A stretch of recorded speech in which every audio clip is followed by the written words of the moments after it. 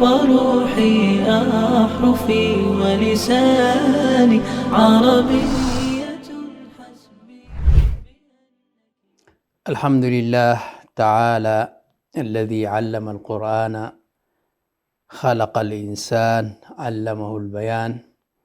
الصلاة والسلام على نبينا محمد بن عبد الله أفسح من نطق بالضاد وخير من جرى لسانه بالعربية، وعلى آله الأطهار وصحابته الأبرار والتابعين لهم بإحسان ما اختلف الليل والنهار. المشاهدون والمشاهدات، مرحبا بكم في برنامجكم في شرف العربية الذي يأتيكم من قناة سلام الفضائية. وهذا البرنامج يتناول تاريخية اللغة العربية في مر العصور والدهور من حيث نهضتها وانتشارها في العالمين، حيث نبحر في عالمها العميق لأنها البحر كما قال شاعر النيل حافظ إبراهيم. وفي هذه الحلقة نتناول اللغة العربية في إثيوبيا أو ما يسمى سابقا بالحبشة.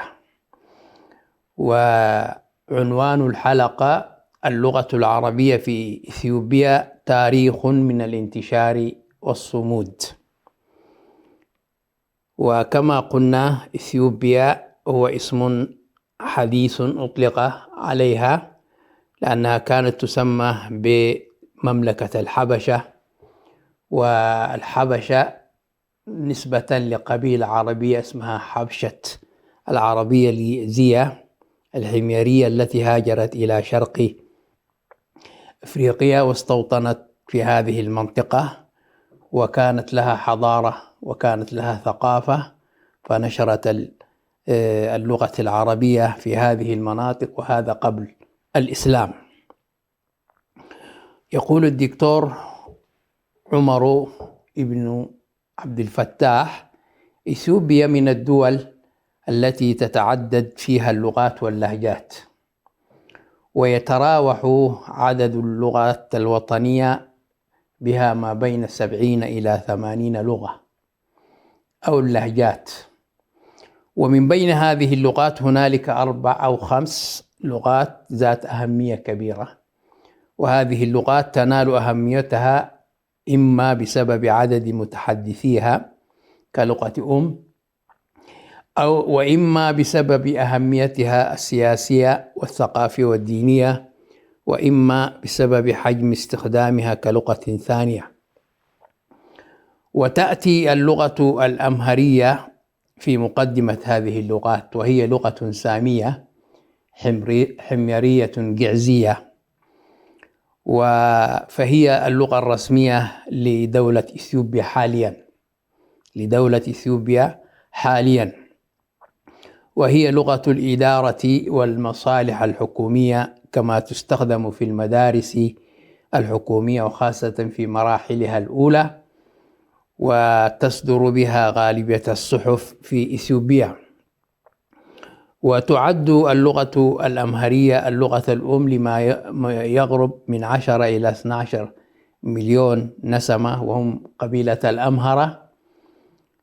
وذهب بعضهم إلى أن عدد متحدثيها يصل إلى 30 مليون نسمة، وكذلك تعد لغة ثانية لقطاع عريض من الإثيوبيين كاللغة الأرومية مثلا. وربما تكون اللغة الثانية لبقية الشعب الإثيوبي، حيث تعد اللغة الأمهرية هي لغة التعامل بين الشعوب، بين سكان شعوب إثيوبيا. وكذلك من اللغات المهمة أيضا اللغة الأرومية، وهي لغة قبائل الأرومو، كما تعد اللغتان التجرينية في تيغراي والصومالية في المناطق الصومالية المحتلة من قبل إثيوبيا من اللغات المهمة أيضا في إثيوبيا. أما باقي لغات إثيوبيا فإنها تشمل العديد من اللغات التي تتحدث فئات صغيرة غالبا ما تتكون الواحدة منها من عدة آلاف. وهنالك حوالي 12 لغة محلية إثيوبية يتحدث بها أكثر من 100,000 متحدث كلغة لكل واحدة منها. ومن هذه اللغات اللغة العفرية والهرارية والجوراجية والبيجا وغيرها.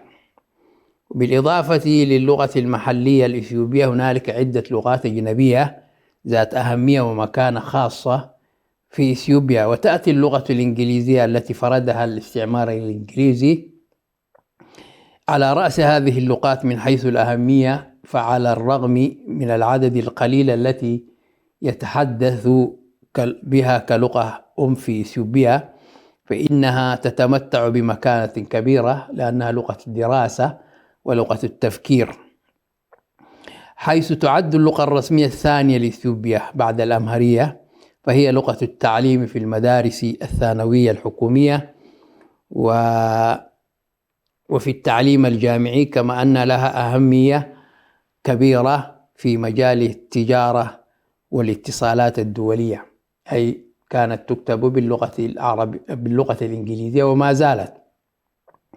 ويمكننا أن ننظر إليها من هذه الناحية كإحدى اللغات المهمة في إثيوبيا، اللغة الأمهرية ثم اللغة الإنجليزية.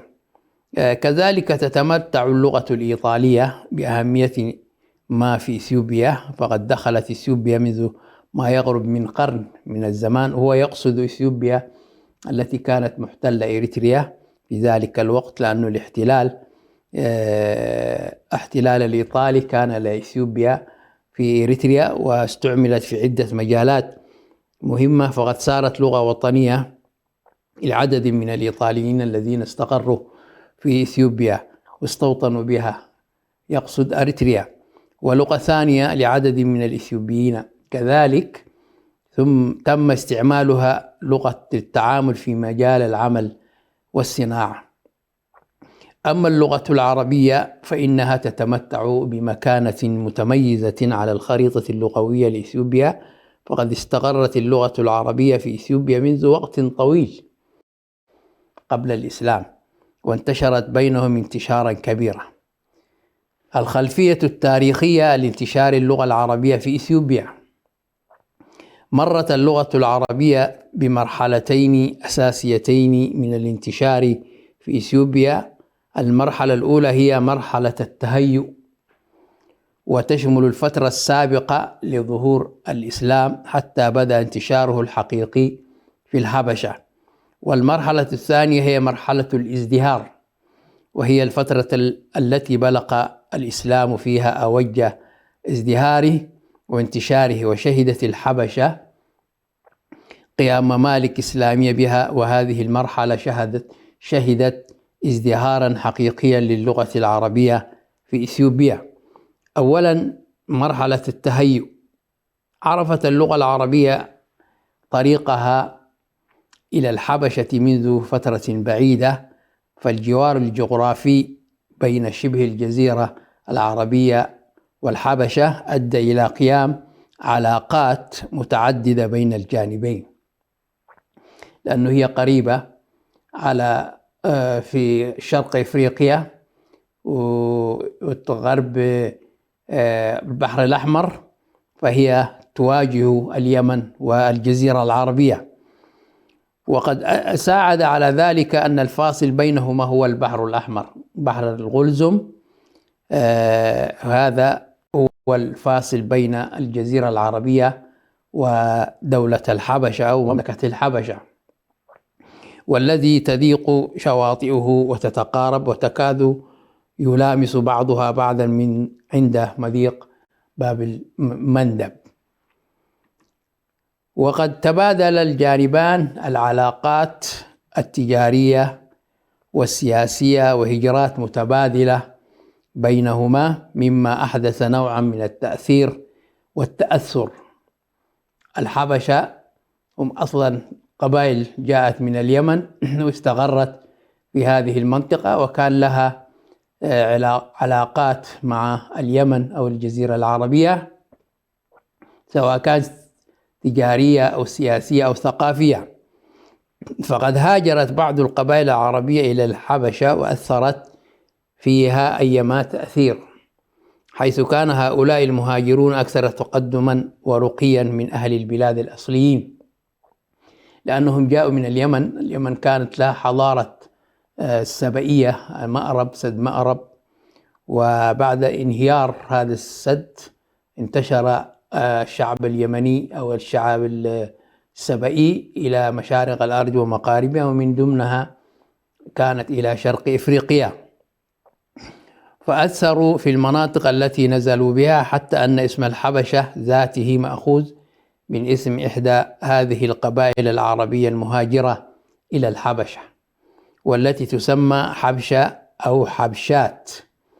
كما أن لغة الحبشة القديمة هي اللغة الجعزية، اكتسبت اسمها من إحدى القبائل العربية المهاجرة، وهي قبيلة الأجاعز أي الأحرار. كذلك قامت علاقات تجارية بين الجانبين، وقد كانت الحبشة منذ أقدم الأزمنة سوقا تجارية مهمة، وكان موردا لا ينضب لتجارة الرقيق الذي كان مطلبا من أهم مطالب الدول القوية القديمة، كما كانت غنية بالأخشاب والتوابل وسن الفيل والجلود. هذه التجارة بين الحبشة والدول المجاورة لها الجزيرة العربية. وقد قام التجار العرب وبخاصة اليمنيون بدور كبير في تصريف هذه التجارة، فقد اتخذوا من سواحل إفريقيا موطنا لهم. في ذلك الوقت لم يكن هنالك حدود بين الدول أو جوازات أو غير ذلك أو تعقيدات أو تقييد للناس. الناس كانت تسافر بحرية رأيها وتذهب أينما شاءت، ولذلك من طاب له المقام كان يجلس فيها، وإلا هاجر، كما قال الله سبحانه وتعالى: وامشوا في مناكبها وكلوا من رزقه وإليه النشور. وعملوا على نقل هذه المواد إلى الدولة الرومانية، يعني التجارة التي كانت في الحبشة كانت هنالك الرقيق، وهم الشبان الذين يؤخذون للعمل هناك في الحرب أو في السلم، فكانوا يرسلون إلى الرومان وإلى الدولة الفارسية عبر اليمن وحضرموت. وقد تحولت هذه العلاقات إلى علاقات سياسية وحربية في كثير من الفترات، حيث عملت الحبشة على حماية الطرق التجارة، فغزت اليمن أكثر من مرة واحتلتها في الفترة ما بين سنة 300 إلى 378 ميلاد. وإلى فاصل قصير ثم نعود إليكم مشاهدي الأعزاء. عربية قلبي وروحي أحرفي ولساني، عربية حسبي، عربية قلبي وروحي أحرفي ولساني، عربية حسبي. الحمد لله، الصلاة والسلام على رسول الله. أهلا وسهلا بكم. بعد فاصل قصير نكمل ما توقفنا عليه. وفي هذه الحلقة هي اللغة العربية في إثيوبيا، الانتشار والصمود. وحتى استطاع اليمنيون طرد الأحباش، كان هنالك قارات بين الحبشة في اليمن وكذا، أبرهة الحبشي. وكرر الأحباش الأمر مرة أخرى، واستمرت العلاقات بين الجانبين في توتر وشد وجذب لمدة طويلة حتى قبيل ظهور الإسلام. ويلاحظ أن اللغة العربية في هذه المرحلة لم يتعدى استخدامها في الحبشة نطاق المعاملات التجارية مع العرب، ولم تتجاوز الساحل الشرقي للحبشة، ولم تتوغل داخله. ولذلك يمكننا أن نعد هذه المرحلة التي سبقت ظهور الإسلام بواكر وإرهاصات لدخول اللغة العربية إلى الحبشة وانتشارها. ثانيا، مرحلة الازدهار. مع ظهور الإسلام شهدت اللغة العربية مرحلة جديدة من مراحل الانتشار في الحبشة، أو ما يسمى الآن بإثيوبيا، حيث حمل الإسلام اللغة العربية معه حيثما حل وأينما ارتحل. اللغة العربية هي رديفة مع الإسلام، أينما حل أو استقرت اللغة العربية معه. فمع ظهور الإسلام في شبه الجزيرة العربية بدأت قريش تضطهد المسلمين، فأمر الرسول صلى الله عليه وسلم أصحابه بالهجرة، والقصة معروفة، قصة الهجرة الأولى والثانية إلى الحبشة لملك النجاشي الذي كان يعدل بين الناس. فذهب المسلمون إلى الحبشة وأثروا في الشعب الحبشي، فإنها كانت بمثابة تعريف للأحباش بهذا الدين الجديد الوافد من جزيرة العرب. عرفوا أن هنالك دين جديد في الجزيرة العربية، ومنهم من أسلم بعد ذلك، وأولهم كان النجاشي أسحمة رضي الله عنه، وهو يعد من الصحابة، ولكن لم يرى الرسول صلى الله عليه وسلم. وفي موته صلى عليه النبي صلى الله عليه وسلم صلاة الغائب، وقال: قوموا للصلاة الغائب على أخيكم النجاشي، فهي أخوة الدين. وبعد أن انتشر الإسلام في شبه الجزيرة العربية دانت بلاد العرب للمسلمين، وأصبحوا يتحكمون في طرق القوافل داخل الجزيرة العربية، فأسهموا بنشاط كبير في التجارة الشرقية بين مصر والهند عن طريق البحر الأحمر، أو ما يسمى سابقا ببحر الغلزم، وهي مدينة موجودة على الشاطئ مصر. وعبرت مجموعة قليلة من تجار العرب الساحل الغربي للبحر الأحمر، كما اخترق عدد من هؤلاء الحدود الحبشية، وأسسوا لهم مراكز استقرار بالتدريج على الساحل الحبشي. هكذا حينما دخلوا هذه المنطقة امتدوا إلى داخل شرق إفريقيا، وبدأ العرب في الظهور كقوة فتية على الساحة العالمية، وتكونت للمسلمين مراكز استقرار على طول الساحل الشرقي لإفريقيا، وامتزج المسلمون العرب بالوطنيين وساهروهم، فأخذ الإسلام واللغة العربية ينتشران تدريجيا، واعتنق كثير من سكان الحبشة الإسلام، مثل قبائل الساهو والعفر في شرق الحبشة. الساهو والعفر، الساهو هي قبيلة أريترية موجودة في إريتريا، والعفر كذلك بين إريتريا وإثيوبيا. وهو يقصد بهذا الكلام تاريخ القديم ما يسمى بالحبشة قبل أن تتقسم هذه البلاد إلى دويلات.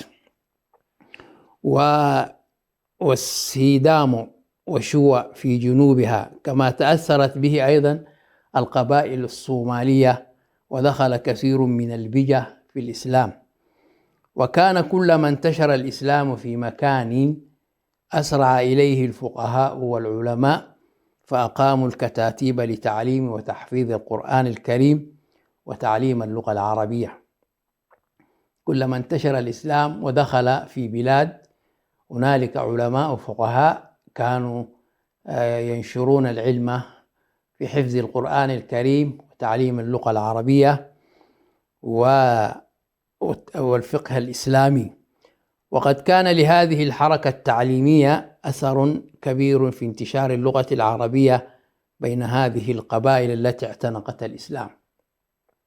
لذلك هذه اللغة العربية ليست خاصة بالعرب، إنما هي ارتبطت الآن كهوية إسلامية لكل مسلم لا يدخل الإسلام إلا بالنطق بالشهادتين باللغة العربية.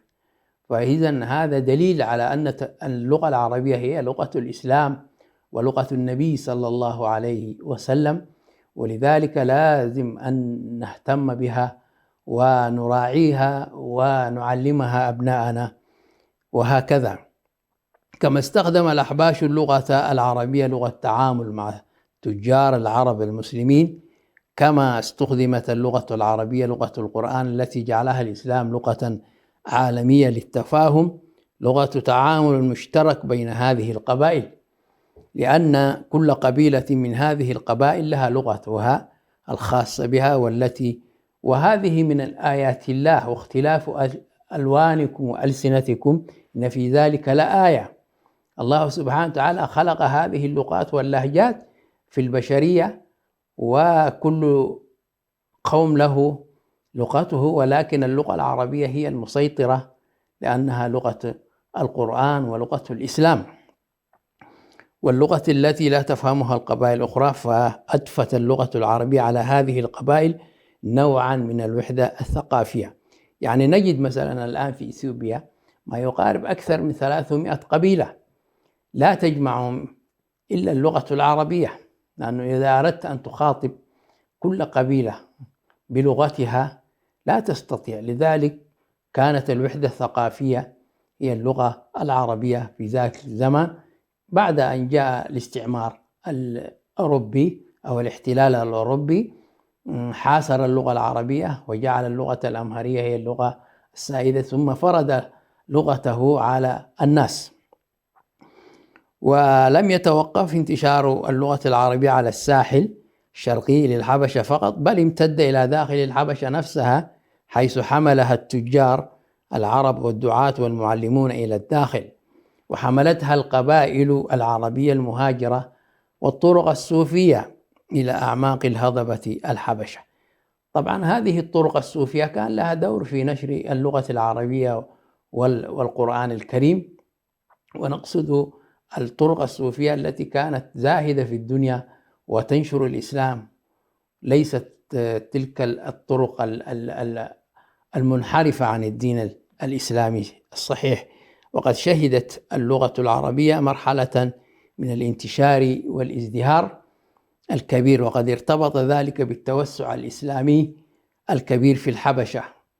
ومن أبرز مراحل التوسع الإسلامي في الحبشة المدة ما بين 10 إلى 12 ميلادي، القرنين، القرن العاشر والقرن الثاني عشر الميلادي، حصل انتشار كبير في هذه المنطقة. استعد هذه المدة مرحلة التوسع المنظم للإسلام دينا ودولة، حيث ظهرت الممالك الإسلامية في الحبشة وشهدت ازدهارا لنشر العقيدة الإسلامية وتدعيم سلطان الممالك الإسلامية داخل الوطن الإثيوبي أو الوطن الحبشي. وهذه الممالك اشتهرت وذاع صيتها وعرفت باسم ممالك الطراز الإسلامي. هذه المنطقة نشأت فيها هذه الممالك السبعة أو العشر، سنذكرها في برامجنا إن شاء الله، فيها برنامجنا هذا في المستقبل.